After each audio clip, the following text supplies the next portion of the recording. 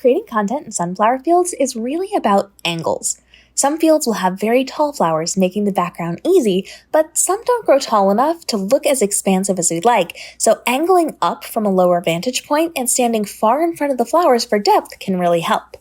While you can position your camera in the middle of a row, it's better to film from one side or the other using the wall of sunflowers as the background instead of whatever random things are at the end of the lane. This can also help to block out other people out of your shot, especially if it's busy. Using the sunflowers as a wall means there's less space for people to interfere with the camera and more space for you to get what you need without blocking others. Be sure to take images both facing the sun and facing away from it. This will give you different lighting effects and shadows so that you can choose what fits best. Sunflowers typically face toward the sun, so the time of day you choose to go can strongly impact the images based on how bright the sun is. Early mornings or late afternoons or evenings typically give the best lighting, and you can also leverage the golden glow of sunrise and sunset. It's also worthwhile to put your camera source inside the bed of flowers and shoot through them so it feels more lifestyle and less posed.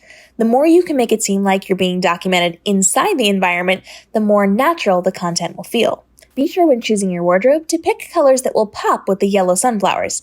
I've got a second video breaking down the best outfits to wear for sunflower photos that I'll link in the description.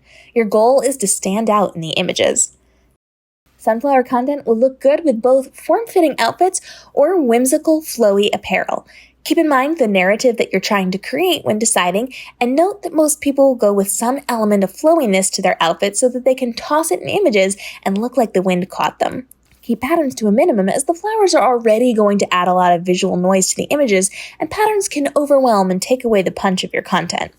Additionally, be mindful of the accessories you use. Statement jewelry will tend to blend into the background visual noise, but a solid color wide brim hat will stand out and look striking. If using a flowy skirt, keep in mind that if you take multiple poses without moving your body position or the camera, you can edit two images together of the best facial pose and the best skirt toss to form one epic image. Take more photos than you think you should because you'll likely dislike some of them when reviewing.